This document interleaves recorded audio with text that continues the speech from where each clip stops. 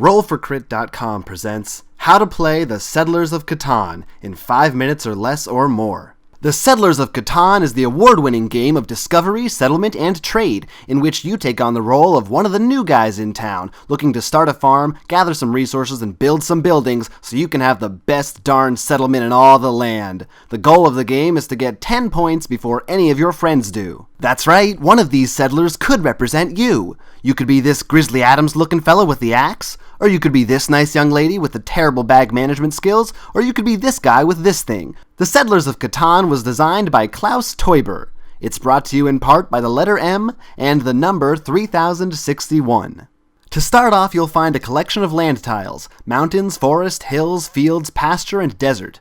Each one is tied to a specific resource except for desert, which is tied only to an endless supply of misery and shame. You've also got these border tiles, which are blue because they represent water. Now, the game suggests that your first time playing, you set the board up like this, but if you want to play like the pros do, then you'll arrange everything completely randomly. After all, this is your Catan. Why shouldn't all the pasture spaces be right next to each other? Why shouldn't the numbers 2 and 5 be sequential? Next, you'll put one of these numbers on each land tile. There's a recommended setup for these too, but I don't do well with recommendations. The only rule you must always follow is that no two red numbers can ever be adjacent to one another. They're just too dangerous to allow them to get together like that. The first thing you'll do on your turn is roll this pair of dice. The number you roll will correspond to a number on the board. So if you roll an 8 and you have a settlement building adjacent to the number 8 tile, then you'll get the resource associated with that tile. This holds true even if it's not your turn and someone else rolls the number 8. If a number gets rolled at any time, anyone can get resources from it. The dots on the number tokens indicate the likelihood of them being rolled.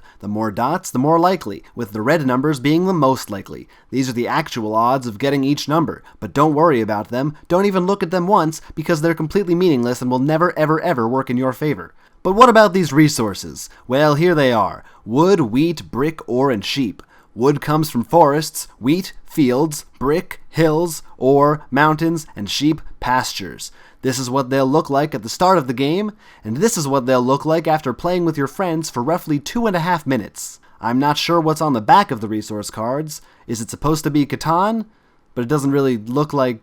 Maybe it's upside down? Never mind. By the way, your first 2 settlements will be placed along with 2 roads before anyone actually takes their first turn. The second settlement you place will decide your starting resources. For example, the blue player has opted to place their second settlement here, in the middle of 3 sheep tiles with horrible numbers. This means they'll start the game off with 3 sheep cards. The blue player is an idiot. The orange player is somewhat smarter and has placed their first settlement next to good numbers for brick and wheat, plus their road is headed off to a port. At any time, you can trade 4 of one resource in for any other kind of resource. However, if you build a settlement next to a port, you can trade only 3 of a kind in for 1, or even 2 of a specific resource in for any other type of resource. So this port lets you trade 2 bricks in for anything else, and this port is the only way to make sheep worthwhile. Keep in mind that all settlements must be placed at least 1 space apart from each other, or the neighbors call and complain.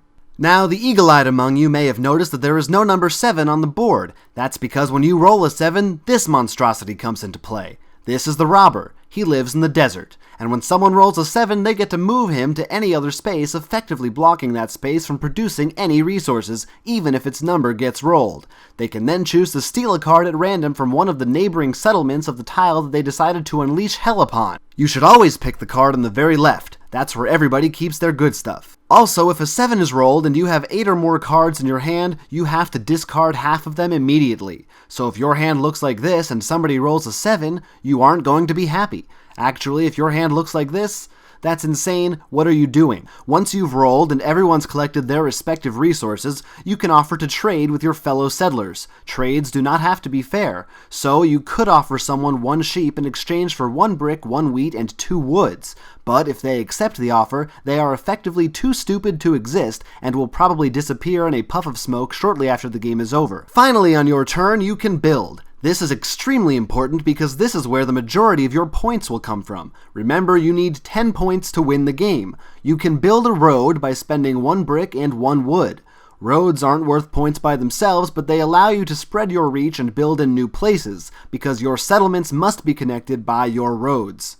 You can build a settlement for a brick, wood, wheat, and sheep. These are worth 1 point each, plus they can get you resources. Cities are worth 2 victory points and cost 2 wheat and 3 ore. You can't build a city straight off, you have to instead upgrade an existing settlement into a city if you want one. Plus, if a number gets rolled and you have a city next to that tile, you get 2 of that type of resource instead of 1. Cities are great. And lastly, there are development cards, costing 1 sheep, 1 wheat, and 1 ore. I don't know what that's supposed to be, please don't even ask me. When you buy a development card, you must wait 1 turn to play it. The vast majority of the cards will be knights. These allow you to move the robber to a new space without having to roll a 7. It's perfect for when you want your friends to hate you. You can also get these victory point cards, allowing you to build a grand palace or a library. Either way, it's worth 1 point. You're supposed to keep these face down and hidden until the end of the game, but if someone's had a card face down the entire game, you can probably guess what it is anyway.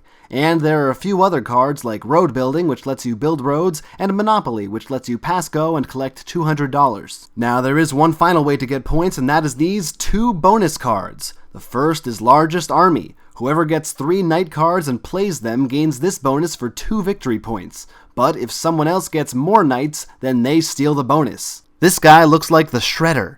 Then there's the Longest Road card, which awards you 2 points for, you guessed it, having the longest road, at least 5 pieces long. Again, someone can steal this by building a longer road than you, or by intersecting your road with a settlement of their own. You could also choose to be more conservative with your roads, and instead spend your time playing the world's worst game of Jenga. Now, I think I'm gonna go for this piece. No, that one's a little too, careful. In conclusion, build settlements, build roads, upgrade to cities, buy development cards, trade with your friends, get bonuses, settle Catan. This has been Roll for Crit, how to play the Settlers of Catan in 5 minutes or less or more. Did you get all that?